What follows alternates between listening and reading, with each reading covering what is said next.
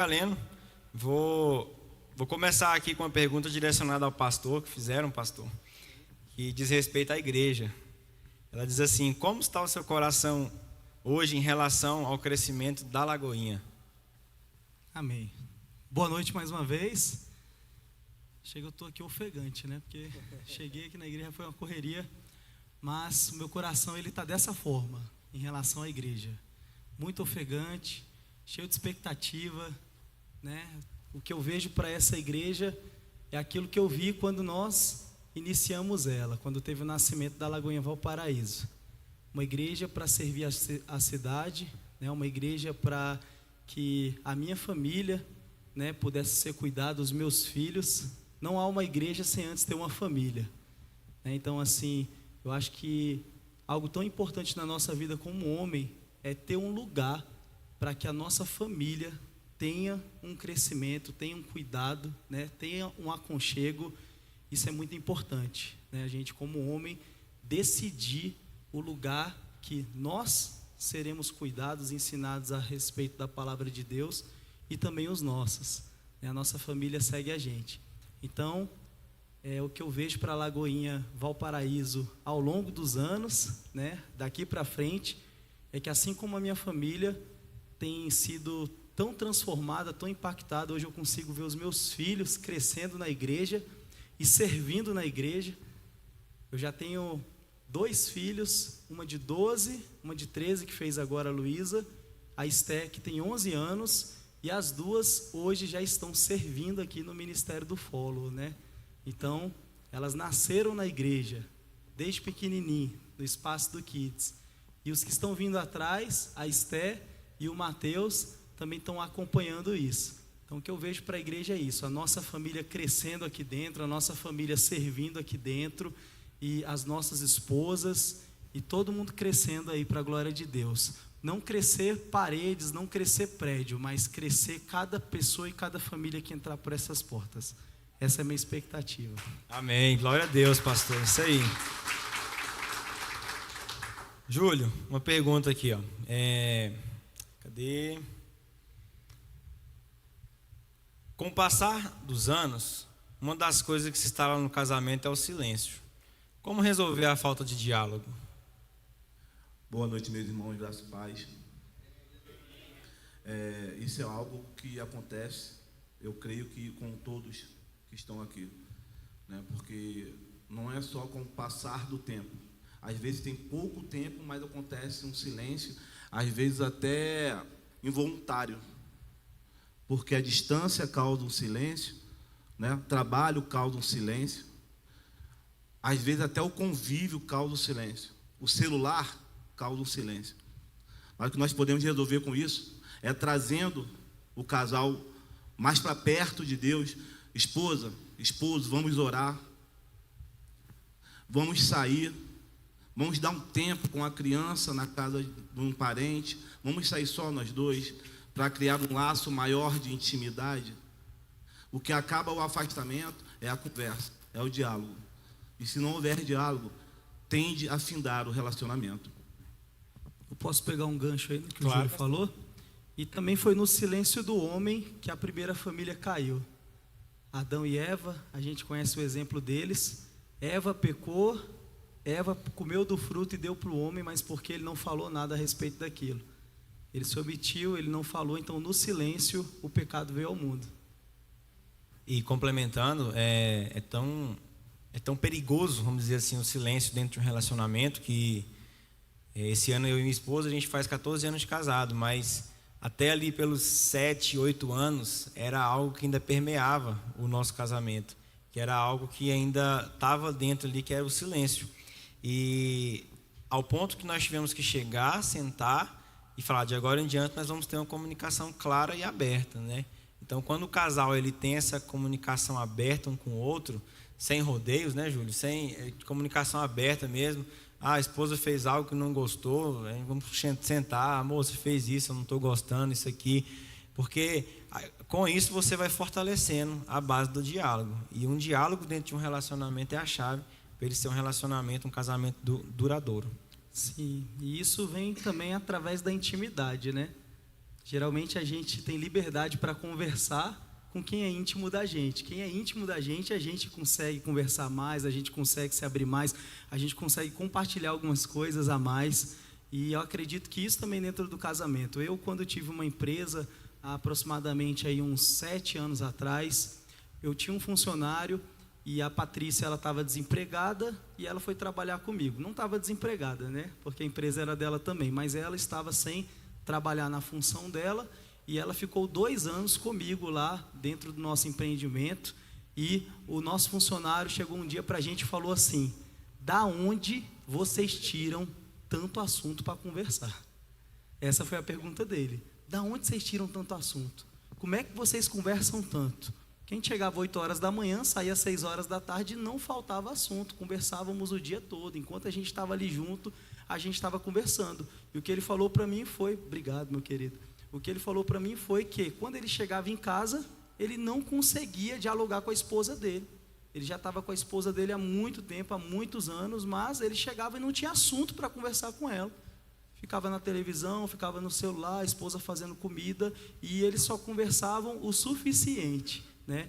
E, infelizmente, tá, irmãos, eu conheço, assim, desses anos para cá, de 7 anos para cá, já deve ter uns 3 anos que eles não estão mais juntos, que eles divorciaram, né? Então, assim, a falta de diálogo, né, a falta de conversa pode destruir, né, o nosso relacionamento. Então, é um alerta para nós, né, ter um posicionamento em relação a isso, não ficar calado. E vendo o que o senhor está falando, né, como que o silêncio, ele é silencioso mesmo, né, sendo redundante aqui, porque ele corrói o relacionamento aos poucos. Ele vai corroendo, e a gente não percebe. E às vezes a pessoa que está ao nosso lado, ela está guardando algo dentro dela, e ações, né, começam a aflorar aquilo ali, mas a gente não consegue perceber, porque o silêncio ele corrói, traz a separação, por consequência. E realmente eu passei por isso também, num outro relacionamento que eu tive. Era só silêncio e trabalho. Chegava do trabalho, silêncio. E acabou o relacionamento, por falta do diálogo. E finalizando esse tópico que a gente está falando, né? Eu lembro que antes eu tinha... Isso vai muito do homem, isso inclusive. O medo de se expor no sentido de pedir ajuda, né? Eu lembro que no início, na minha forma de pensar, eu não podia recorrer à minha esposa, por exemplo, nem para poder pedir para me ajudar em oração em algo que me preocupava. Porque no meu modo de pensar, eu ia demonstrar fraqueza. Não, mas peraí, eu que tenho que ser o porto seguro, vou demonstrar fraqueza? Como assim? Não dá. Claro que a gente também tem que ter o filtro. A gente, como homem, nós somos absorvedores de impacto, né? A gente absorve o impacto, a gente filtra ali o que dá para passar para a esposa ali, e eu muitas das vezes me calava. Então eu sofria calado, muitas das vezes o humor mudava, e a esposa ficava sem saber o que estava acontecendo. Tipo assim, o que está acontecendo? A ponto dela chegar em pessoas de fora e falar assim: chama o Vitor para conversar um pouco, pelo amor de Deus, para entender o que está acontecendo com ele, que ele não fala nada. E isso ia corroendo o nosso relacionamento. Então, a partir do momento que eu entendi que a minha esposa é minha auxiliadora, e ela está ao meu lado para caminhar junto comigo, hoje muitas coisas, né, claro, filtrando, a gente faz juntos. Então, se tem algo que me preocupa, eu sei que ela pode me ajudar em oração, pode me ajudar com a palavra, eu sento, compartilho, a gente vai ficando conhecido um do outro, né? Então ela já olha e fala assim: o que está acontecendo? Então já tem esse feeling já, né? E a gente já senta e conversa, e hoje eu aprendi a ter essa liberdade com a minha esposa, para estar conversando e abrindo, para não deixar o silêncio corroer e destruir o casamento dentro de casa. Amém? Uma próxima pergunta aqui. Tenho dificuldade em sentir prazer pela minha esposa. Não sei o que fazer. Eu sei o que fazer, né? Não me apresentei, tem alguns irmãos aqui que não me conhecem, né? Estou pastor nessa casa, sou casado com a Patrícia, sou pai de 5 filhos, tenho um netinho também. E para ter muito filho, né, irmãos, tem que ter muita relação, né? Para ter muito filho, tem que ter muita disposição em ter relação. Eu acredito que se eu não tivesse feito a vasectomia, eu já seria pai aí de pelo menos um time de futebol de campo, conseguir um time de futsal. Concordo. Mas, irmãos, filho também não tem a ver com a nossa atividade sexual, vou dizer assim. Eu acredito que a falta de prazer, a gente não sentir prazer em algo, eu acredito que assim, em relação à nossa esposa, nós temos que olhar a nossa esposa como alguém que nós precisamos cuidar. A gente precisa cuidar da nossa esposa.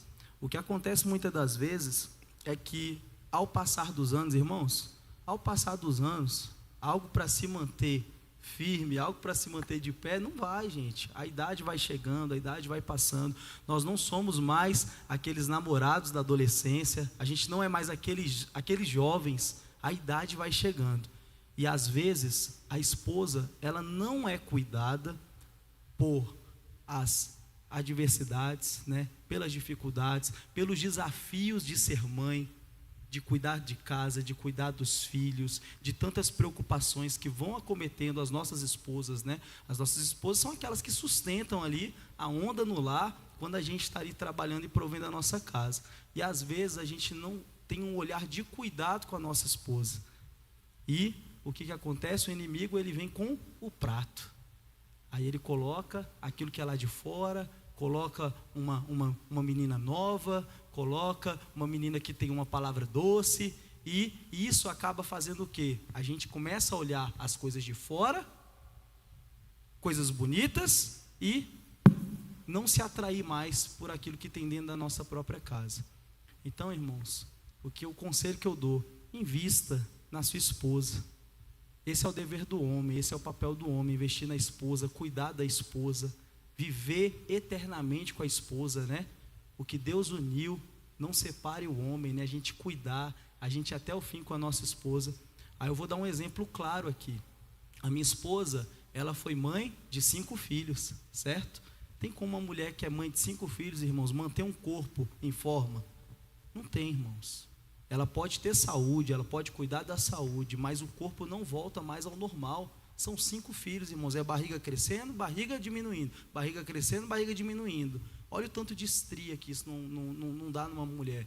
A mulher, quando engravida, ela engorda, ela emagrece. Olha o tanto de estria que uma mulher não fica. Vocês acham que isso não incomoda a esposa de vocês? As estrias que elas têm, as marcas da gravidez, vocês acham que não incomoda? Irmãos, incomoda. Incomoda e muito. A saúde em primeiro lugar, mas também a estética conta muito. Você quer ter uma mulher bonita dentro de casa? Cuida dela. A primeira coisa que eu fiz quando eu passei no concurso público foi pagar uma cirurgia plástica para minha esposa. Eu tinha muita barreira quanto a isso. Falava, não, amor, você não precisa disso não. Você é linda para mim. E sempre foi, eu sempre fui muito, né? Sempre fui, a minha esposa, ela sempre me atraiu muito da forma que ela estava. Eu sempre tive muito prazer em olhar para ela. Para mim ela não mudou nada, mas para ela não, irmãos. Para ela tinha algo errado. Ela não se olhava na frente do espelho e não se sentia feliz. E o que eu fiz, irmãos, não foi por mim, você está entendendo? O que eu fiz foi por ela. E quando eu paguei essa cirurgia para ela, minha esposa, ela mudou radicalmente. E isso, é claro, irmãos, é benefício para a gente. O investimento que você faz na sua esposa é um benefício para você. Talvez você não está se agradando com aquilo que você está vendo na sua esposa. Talvez está faltando você dar o primeiro passo em cuidar dela. Seja ir para a academia com ela, seja fazer uma atividade física com ela, seja mudar o comportamento alimentar dentro da sua casa, seja, né, fazer as coisas junto com ela, um hobby. É um hobby, é andar de bicicleta, é uma caminhada, é uma corrida. Trazer a esposa para isso, para essa vida de saúde, né, para que a gente possa cuidar. Quer uma esposa cheirosa? Compra o perfume para ela. Sabe o que acontece muito, irmãos? A gente chega dentro de casa e quer que a esposa ali esteja pronta, preparada, linda, né, com aquela lingerie ali, que a mulher faça alguma coisa para que a gente se atraia por ela. Ela precisa fazer alguma coisa para eu me atrair. Ou seja, está invertendo o papel. A mulher que tem que atrair o homem para levar para a cama. A mulher que tem que fazer o homem sentir vontade de ir para a cama. Quando na verdade é o inverso. Quem tem que investir na esposa é o homem. Quer ver sua mulher dormir linda? Compra um lingerie bonito para ela. Compra ali uma camisola de seda bonita para ela. Quer que ela tire aquela roupa do político, a roupa do time de futebol, que não é o seu time de futebol. Tu é flamenguista, ela é vascaíno, tá lá com a camisa do Vasco. Caindo irmãos, tudo, né? Vai lá, investe na sua esposa. compra um perfume para ela, compra uma camisola para ela. Então cuide da sua esposa, cuide do seu bem mais precioso, que você vai voltar a ser aquele casal de namorados, né? Aquele casal que você se atraía por ela. Então eu acredito que é esse passo, tá, irmãos? O passo é esse, nós investimos na nossa esposa para que a gente volte, né, a ter aquele mesmo prazer que a gente tinha quando conheceu. E é muito bom, pastor. Sabe os conselhos, né? E é tão interessante porque, como o senhor falou, da gente criar essa atração na mulher da gente, né? E com o passar do tempo eu comecei a tentar identificar aquilo que a minha esposa sentia atração em que eu estava fazendo alguma coisa para ajudar até dentro de casa. Atividades simples domésticas, de tipo assim, de eu simplesmente pegar um pano espontaneamente, passar no chão, sem ninguém me pedir nada, de eu ir para a louça de vasilha cheia de louça lá, e lavar tudo ali sem me pedir nada. Aquilo ali eu faço sem esperar nada em troca, sem esperar. Mas aí eu percebo que gera um certo, peraí, ele está sendo proativo. Então, automaticamente, essas pequenas atitudes dentro do lar vão ajudando, porque realmente, é como o pastor falou, muitas vezes a gente trabalha fora, as esposas estão em casa, trabalhando no lar, e às vezes eu cresci vendo um comportamento assim, um pouco distorcido, né? Eu cresci vendo a minha mãe trabalhando fora, meu pai trabalhando fora, então, e sempre a mãe com a obrigação de estar ali na frente, cuidando do lar e tal. E aí eu cresci achando que esse era o papel também só da minha esposa. Mas aí quando eu passei a entender que não, um papel em conjunto, nós dois, pequenas atitudes, querido, pequenas atitudes, pequenas sementes que planta, a gente entra na terra prometida. Ô, glória! O pastor estava falando de pratos, né? Eu até comentei com ele uma certa vez que eu estava passando uma situação com a minha esposa. Eu sempre tento olhar para minha esposa com o primeiro olhar que eu tive para ela, porque isso aí não falha, porque eu sempre vejo ela quando eu a conheci. Hoje eu não estou tendo condições de poder colocar ela para fazer uma plástica, né? E o tempo também está meio ralo, porque a gente trabalha naquela correria. Eu estava comentando com o pastor, eu estava em casa, meu telefone tocou, quando eu olhei uma pessoa de 20 anos atrás e perguntando: ei, tudo bem, nego? Quando eu olhei, eu falei: tudo bem. E começou a conversar comigo, e no outro dia conversava novamente, e começou a oferecer coisas que eu oferecia no passado. Aí o Espírito Santo falou: sai, porque você vai cair. E eu cheguei para ela e falei assim: não, hoje eu não posso. Aí ela falou assim: por que você não pode? Por causa da sua esposa? Eu falei: não, primeiro é por Jesus, mas é por causa da minha esposa. Eu amo a minha esposa, ela não merece isso. Ela não merece que eu venha fazer algo para poder acabar, não só com o relacionamento, mas acabar com os sonhos dela. Porque ela teve um sonho de casar comigo, estar casada, até nós irmos para a glória. Então, assim, eu acho que eu não tenho esse direito, entendeu? Por Cristo, primeiramente, e por ela. Deixar ela frustrada. E quantas pessoas que caem em depressão, não é? E começa a pensar em se matar, por quê? Uma traição, sabe? E assim, eu olho para minha esposa hoje, foi como eu a conheci a primeira vez, há 8 anos atrás. E funciona, irmãos. Porque mesmo gordinhos, nós continuamos a fazer amor como nós fazíamos. Não com tanta, né? Porque vocês sabem como é que é. Ah, todo dia eu faço. Mentira. Mentira. Não é assim, não. Não troque a mulher da sua vida pelas Dalilas, tá? Vai concluir agora, né, essa pergunta? Sim. Tá, então vou fazer só a conclusão dela diante do que o Vitor falou, porque eu falei assim da gente presentear a esposa, né? Pagar para fazer unha, pagar para fazer cabelo, a gente investir na nossa esposa para que a gente possa sentir mais e mais atração por ela e ela também ter mais atração por nós. Mas em relação a afazeres, que o Vitor falou aqui, eu lembro até de um meme que eu assisti. Eu quero, assim, da mesma forma que essa pergunta serve para a nossa esposa também. Será que a nossa esposa está sentindo prazer em estar com a gente? Ela está querendo, ela está tendo esse prazer para ter relação com a gente? É uma pergunta que não é só para nós, também são para elas. Aí o meme, o cara pega e fala, olha, hoje eu não vou deixar minha esposa fazer nada, eu vou fazer tudo para ela, porque a noite vai ter. Aí é hoje. Aí ele pega, acorda cedo, vai lavar a louça, ele pega, vai dar banho nos meninos, levar para fazer almoço, leva os meninos para a escola, traz os meninos de volta, faz o lanchinho da tarde, ele pega, faz todas as atividades, arruma a casa, todas as atividades domésticas. Aí quando chega lá no final, a esposa dele vai mexer em alguma coisa, ele, não mexe em nada, deixa que hoje eu vou fazer tudo, que hoje eu quero você, ó, todinha para mim. Aí quando chega no final da noite, o que acontece? A esposa vai lá, bora meu amor, e ele está lá, ó, dormindo. Só outro dia, irmãos.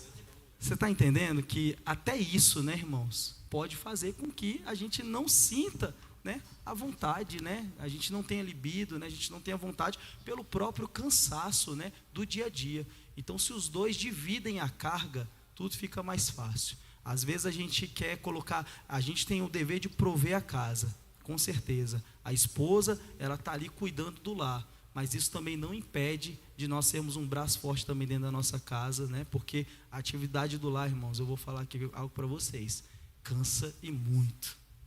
E quantos são pais aqui? Quantos são pais, filhos assim, adolescentes, jovens? Uma coisa que a gente começou a fazer lá em casa, desde os meninos pequenos, foi sempre ensinar a eles a importância de nós estarmos envolvidos também nas atividades do lar. Porque, infelizmente, a gente vive hoje em tempos em que existe uma geração que ela se tranca num quarto para poder jogar, para ficar em games, em celulares, e a gente começou a enxergar a importância de ensinarmos aos nossos filhos que a nossa casa é uma engrenagem. Cada um tem uma função, mas todo mundo gira junto. E a partir desse raciocínio, a gente entende. O pai é o provedor, beleza, estou rodando essa engrenagem, mas eu também ajudo nessa outra engrenagem a rodar aqui. E assim a gente vai trabalhando para poder juntar todo mundo, ninguém se sobrecarrega. E dessa forma a gente ensina valores também às crianças, né?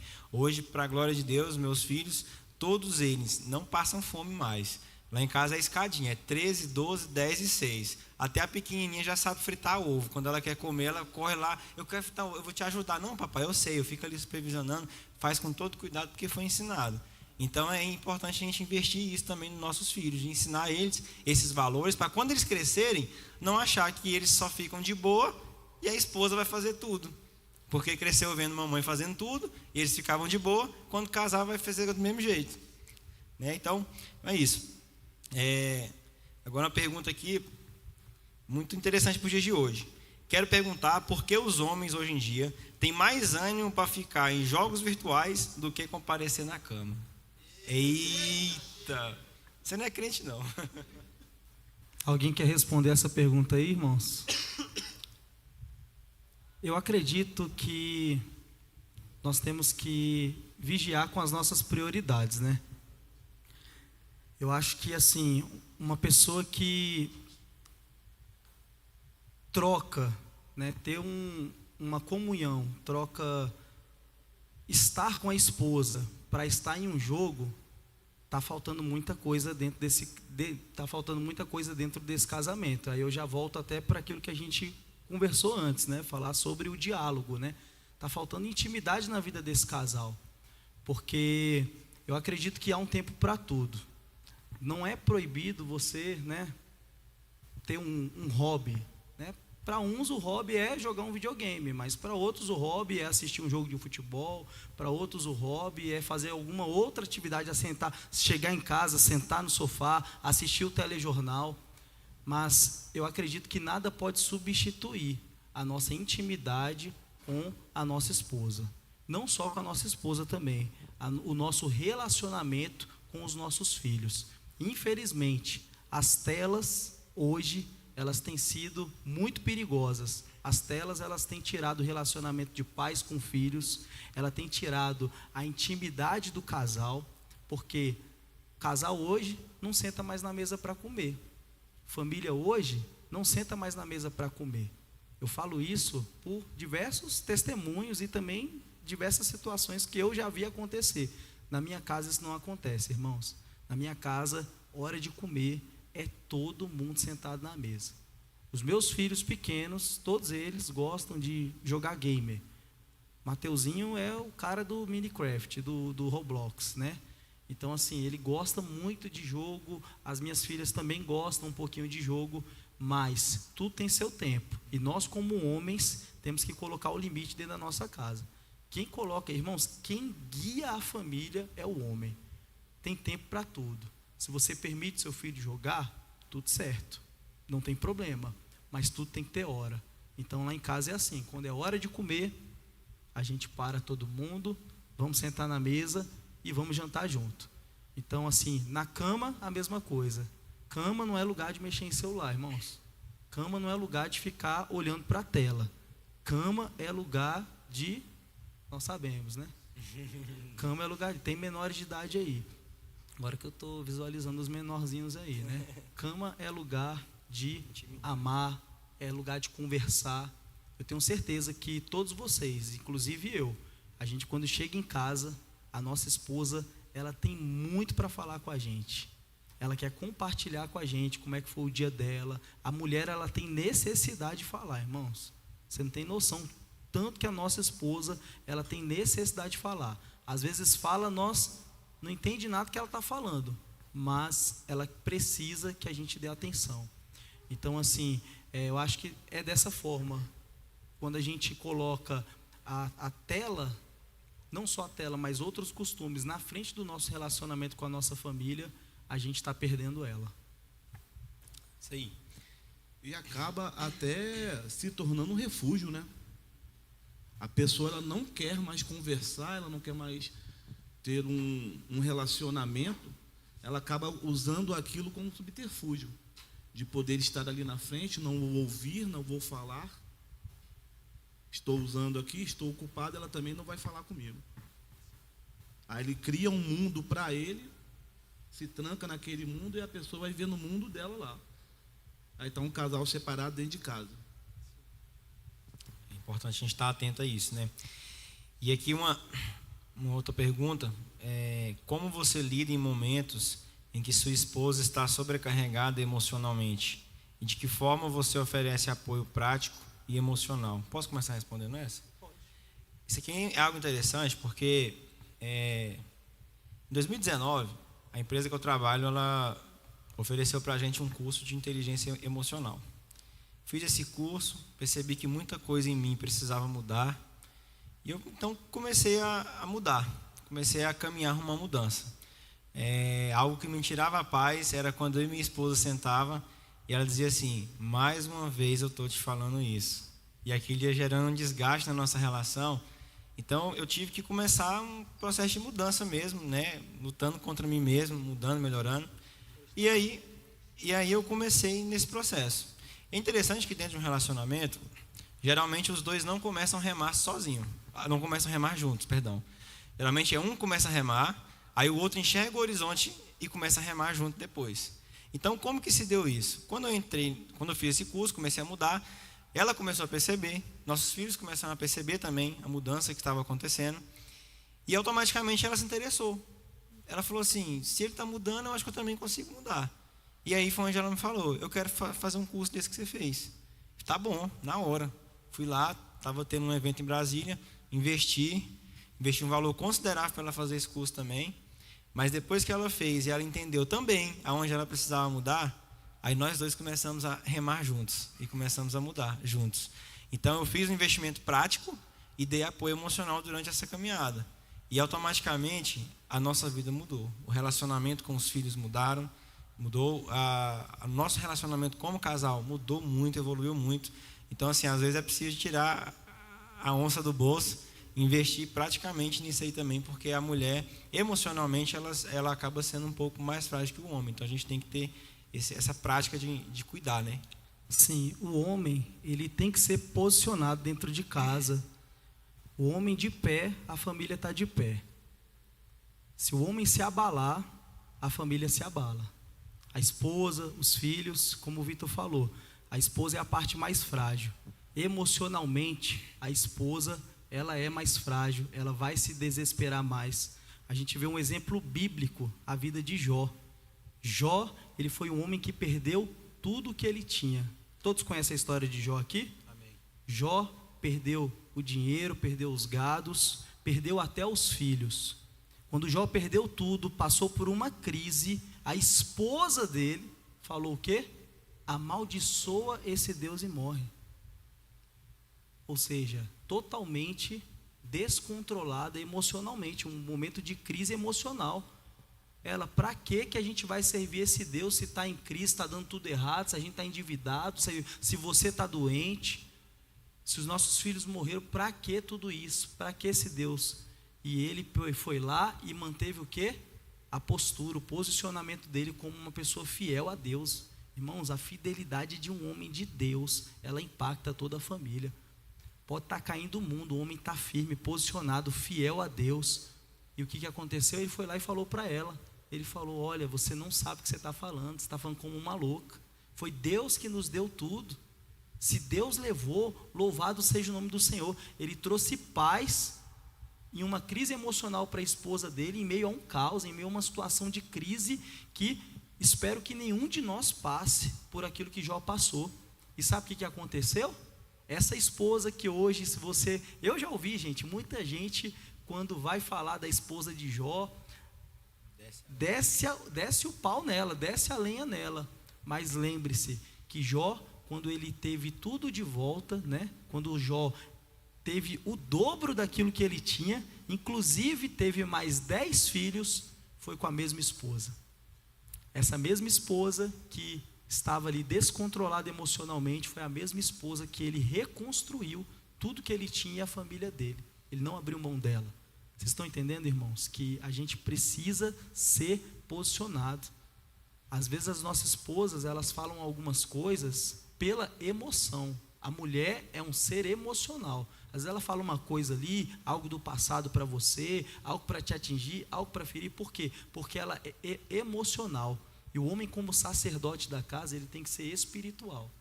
Ele tem que ser aquele que, mesmo vendo uma palavra de maldição, né? Uma palavra de desistir, uma palavra de descontrole, ele mantém o posicionamento e a fidelidade dele, Deus, e diz, olha, pode deixar que estou no controle aqui da situação.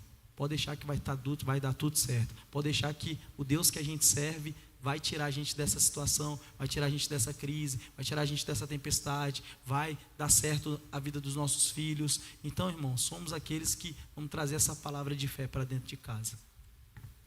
Uma certa vez eu ministrei uma palavra aqui na igreja, falava sobre o homem de Deus, sobre o marido da mulher, daquela viúva, que Deus fez um milagre na vida dela, que encheu as vasilhas de azeite.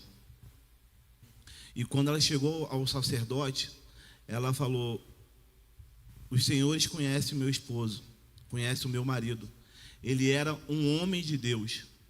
Ela não falou, eu sou viúva, estou passando necessidade, não. A primeira coisa que ela lembrou foi, o meu marido era um homem de Deus. E é isso que nós vamos deixar para nossas esposas. E é isso que assim que nossas esposas vão olhar para a gente. O meu marido é um homem de Deus. Uma certa vez eu estava numa situação em casa, eu estava meio cabisbaixo. A minha esposa falou para mim, o que foi? Aí eu falei para ela, nada não. Ela me olhou novamente, não, aconteceu algo, você não está sorrindo. Aí eu falei para ela, não, a situação é que está me incomodando. E eu não queria falar para ela o que era. Ela percebeu que eu não estava lendo a Bíblia e não estava orando. E ela falou assim, não cai, porque é você que sustenta essa casa em oração. Se você cair, o restante vai desmoronar. Permanece firme, porque você é o nosso exemplo. A minha filhinha outro dia, ela, Sofia, né? Ela falou para mim assim, papai, era 10 horas da noite assim, ela falou assim, papai, eu falei, Sofia, vai orar. Ela falou assim, papai, você não está orando? Não. Aí eu falei assim, estou sim, papai. É que eu estou orando, é meia-noite, 1h da manhã, você não está vendo. Mas vamos orar junto. É assim nosso posicionamento junto à nossa esposa e nossos filhos. É orando juntos, dando exemplo, lendo a palavra. E é assim que nós vamos prevalecer. Vamos para a última pergunta agora, a gente caminhar para o final. Como deve ser o posicionamento de um homem de Deus no namoro? Boa pergunta essa daí também. Aqui não tem só casado. Quem não é casado aqui, levanta a mão, por favor. Só quem não é casado, ó. 1, 2, 3, 4. Olha ali tem um monte ali que não levantou a mão. 5, 6, 7, olha, ó. Tem 7 homens, 8 homens casados aqui. Jovens, que solteiros, né? Jovens homens. Algo muito importante a gente entender aqui do Ministério Hero, que não é um ministério só para adultos, tá, irmãos? É um ministério para homens, ministério de homens. E eu acredito que antes de os nossos filhos, eles vão se espelhar muito em nós. Nós somos espelhos dos nossos filhos. Não que os nossos filhos vão viver aquilo que a gente vive. A gente também não pode levar uma questão de paternidade. Tem pais aqui exemplares, tem pais aqui que talvez não tiveram pai, ou talvez tiveram um pai que não teve atitudes legais, né? Mas você fez diferente. Então a gente não pode também generalizar, mas entender que os nossos filhos, eles olham muito para nós, olham muito para o nosso relacionamento.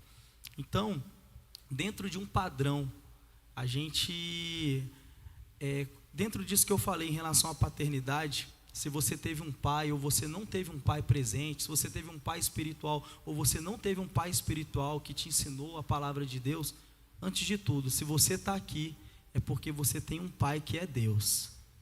E esse pai que é Deus, ele nos ensina a nossa maneira de viver. Ele nos transforma. Ele faz a gente ser um pai, mesmo sem ter tido um pai. Ele faz a gente ser um bom esposo, mesmo se os nossos pais não tiveram um casamento legal. E ele faz a gente ser um bom filho também, mesmo se a gente não foi um bom filho lá atrás.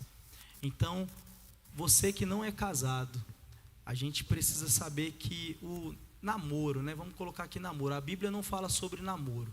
A Bíblia fala sobre noivado. E como que acontecia no tempo antigo? Quando uma pessoa ela ia casar, ela escolhia a esposa e ali era assinado um contrato, né? Era um contrato nupcial, aonde durante um período de 1 ano, né, eles iam casar após isso. Então havia um contrato de casamento, e a partir do momento que havia esse contrato de casamento, a partir do momento que o esposo, ele pagava o dote da esposa, ele pagava pelo dote, assinava o contrato de casamento com a família, era como se ele já fosse casado. Então o namoro é da mesma forma. Se você decide estar com uma mulher, o seu pensamento e o seu entendimento tem que ser como de um homem casado, de uma mulher casada. Você já tem que pensar que aquela mulher que você vai começar a namorar, ela vai ser a sua futura esposa. Ainda que não seja por alguma intercorrência, mas o pensamento e o propósito inicial sempre deve ser o casamento. Aquilo que começa certo, termina certo. Se você começar certo o seu relacionamento, você pode ter certeza que você vai ter um relacionamento muito feliz.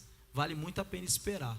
Hoje nós temos muitos problemas conjugais, pessoas que não conseguem caminhar juntos, porque na escolha do namoro não soube escolher, não soube esperar, não teve a fase do conhecimento. Às vezes a gente já quer partir direto para os finalmente e pula todo o processo. Então a fase de conhecimento ela é muito importante. É muito importante você conhecer a mulher que vai ser a sua futura esposa. Eu hoje já oro pelo esposo das minhas filhas. Eu já oro de hoje. Senhor, abençoa o esposo da Luísa, da Esté, da Débora. Abençoa ele, guarda ele, que seja um homem de Deus. Abençoa a esposa do meu filho Mateus, que seja uma mulher de Deus, né? Que seja uma mulher que vai honrar ele, uma mulher que vai auxiliar, que vai cuidar dele.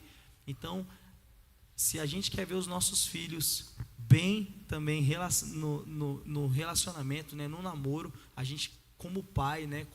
Como sacerdote, já tem que estar orando por isso. Então, vocês jovens aí, não se precipitem, porque o casamento, né? A mulher é uma escolha para toda a vida.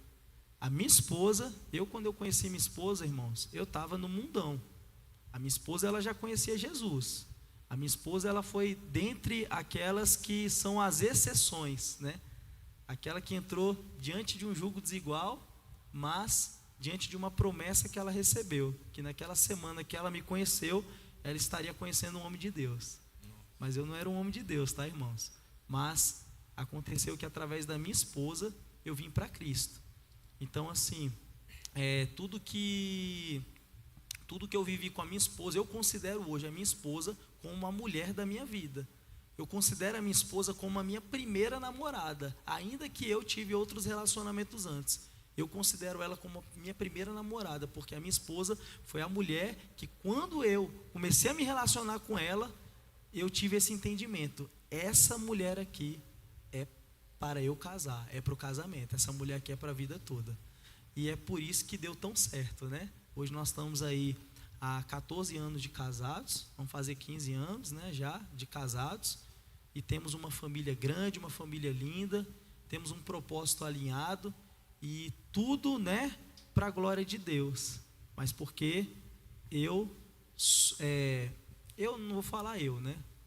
Porque eu tive, não vou falar eu, mas Deus, Ele preparou para mim uma mulher e eu agarrei essa oportunidade. Então é isso aí, gente. É muito importante, reforçando isso que o senhor falou. Hoje um dos meus filhos me perguntou assim: com quantos anos vou deixar eu namorar?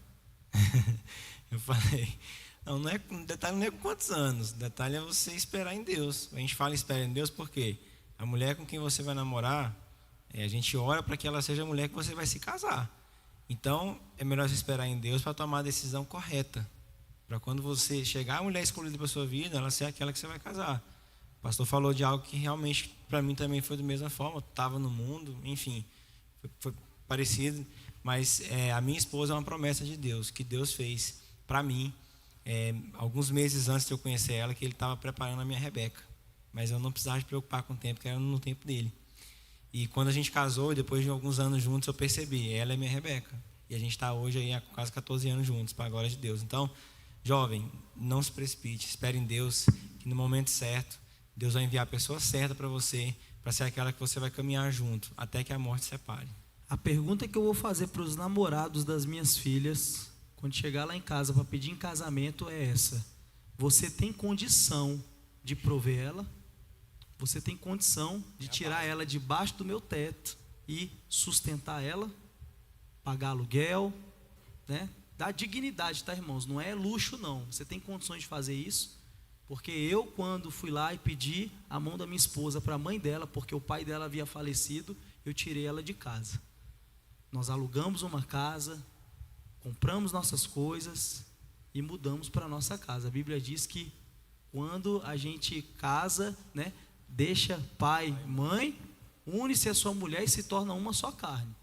Então, essa vai ser a pergunta que eu vou fazer para os pais, para o rapaz que for lá pedir a mão da minha filha em casamento, das minhas filhas em casamento.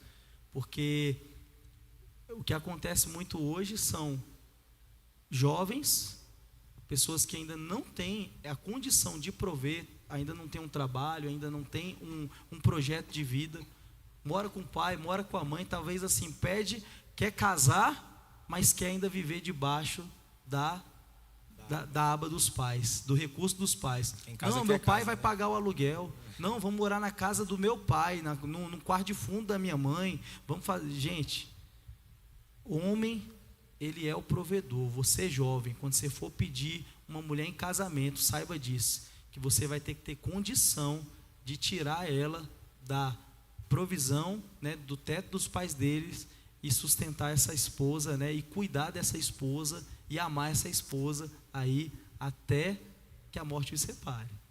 Amém, glória a Deus. Salva de palmas, queridos. Amém. Papo muito bom, pastor. Obrigado, Júlio.